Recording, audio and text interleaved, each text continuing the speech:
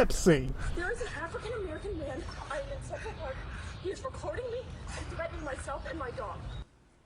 If you have been on social media today, you have likely seen this. A Central Park confrontation went viral, netting more than 25 million views. In it, a white woman appears to call police, accusing a black man of threatening her after he asked her to put her dog on a leash.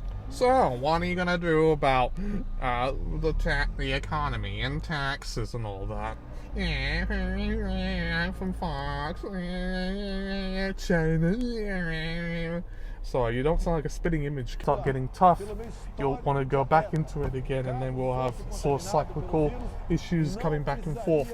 If anything, please do not bail out large corporations like Walmart, Amazon, or Tesla to benefit against everyone else. That does not work. It's people first versus the corporate class. And I respect for small businesses, especially those that have been nice to you, instead of ones that just put a gun at you and spit at your food.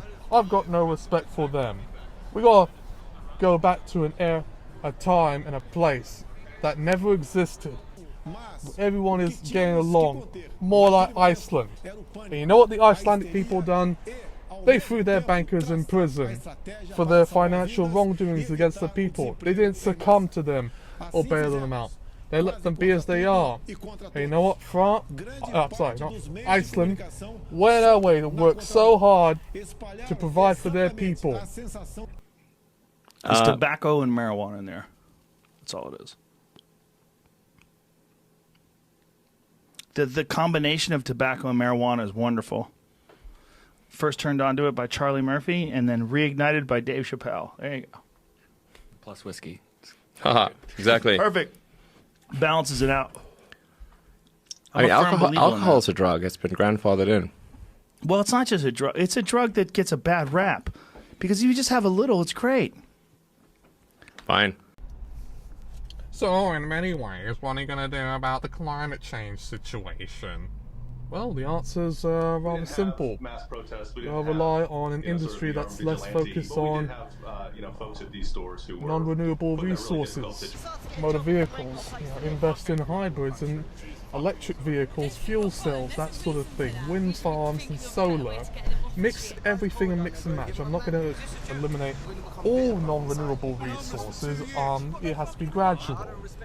But we do have to invest in an economy that can sustain for the long term, because there will eventually be a point in time where we'll have no little fossils that dated back from 2,000, 30,000 years ago on the shores of the Red Sea.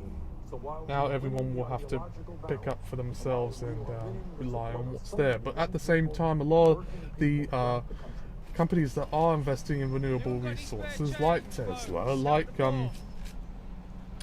Fisker, electricity and fuel cells, they do also rely on carbon emissions to some extent, just to keep their business afoot. This is something I've heard surprisingly from a lot of excuse me 1 second.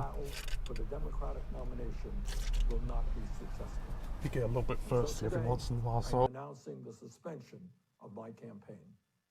Please know that I do not make this decision lightly. In fact, it has been a very difficult and painful decision. Over the past few weeks, Jane and I, in consultation with top staff and many of our prominent... But I will criticize Biden for one thing. Oh, we don't believe in a Green New Deal. Well, you have it on your website. How do you explain that? Eliminate fracking whatsoever and just get on the job with it. A lot of people don't want to have to work in the coal mines, but unfortunately people are often forced to, especially at a certain time in history, because there are no jobs. You had low skills, low money, so you had to do whatever you make ends meet, which often meant working or being put on different coal mines to feed the family for the risk of African American, or in the outskirts of West Wales. In good conscience, continue to mount a campaign that cannot win. No, Senator. No, Senator. No, Senator. Wow, good stuff, InfoWars. Ladies and gentlemen, we just got off our plane here at LAX, and Bernie Sanders, the living embodiment of communist and socialist evil and failure, was here. A living museum piece of Mao Zedong or Joseph Stalin or V.I. Lenin. In fact, after the death of Hugo Chavez, he passed on the mantle. But of course, his little handlers wouldn't let him talk to some proletariat slave like me. And so this went on for a while. Then he left the gate. We went to a little store. He came back by and we talked to him again. But then his minions came over and put out the same old Democratic talking points they do over and over and over again.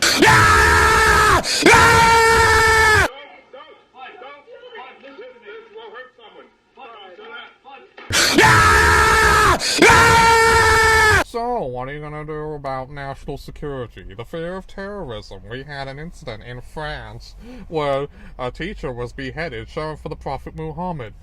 Well, first off, we should not succumb to any religion whatsoever. Use of religion for the means of violence and power is very, very dangerous.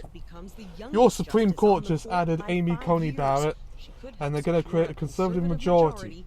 Now, on the surface, that may sound like great for you, but that's terrible for many people who want to live in a secular society that's free from the overreaches of a theocratic government. The US was never built on the foundation of one God, even though we're predominantly Christian. I was raised Church of England or Episcopalian, and I make no qualms about it, but I don't believe we should be denying a woman's right to abortion in times of crisis. Some women just don't have the money, and some women were abused or raped in ways that are horrible to describe, and how would they find a way to get it out? And I'm seeing Poland is doing the same thing as the US, trying to revoke a lot of the laws that give a woman's right to choose. Now, going back to the national security matter, we should be less interventionist and stop putting our foot in every little thing there is. We're not the British Empire. We don't have a colonial outreach, but yet we do, having little domiciles in Hawaii and Alaska, Guam, the Northern Mariana Islands, the Virgin Islands, Puerto Rico, and some of the atolls in American Samoa. It's just too much there. Why can't they be independent themselves? Oh, because they have no money or security, they're going to be attacked by the Japanese or Chinese. Well, fuck that. If Australia can handle it on its lonesome, its few little dominions, if Canada can handle matters on its lonesome without having to overreach and be like Britain and France, having little domiciles every little bit there is, India even for that matter, they always seek territorial control, which is in part blamed because of the British. They had a strong influence on all other things. Even tried to eclipse Fiji for that matter.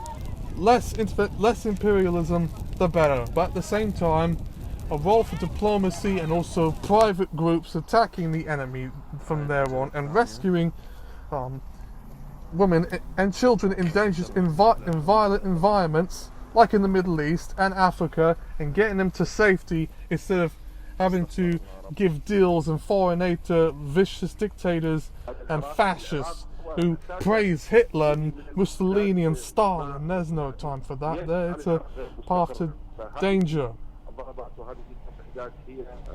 Also, less bombs. Why did we have to assassinate Qasem Soleimani? That's just made matters worse.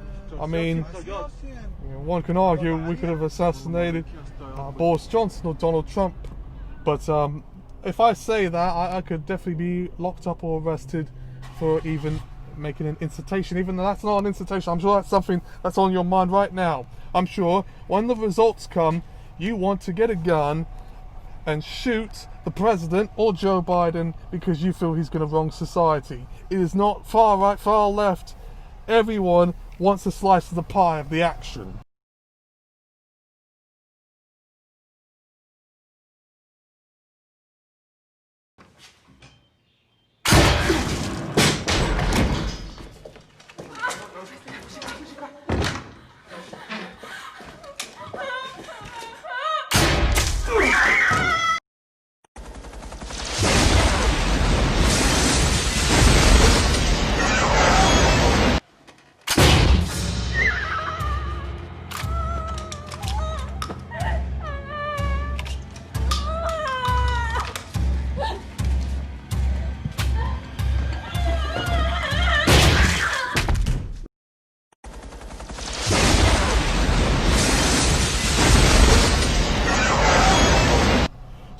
what are you gonna do about healthcare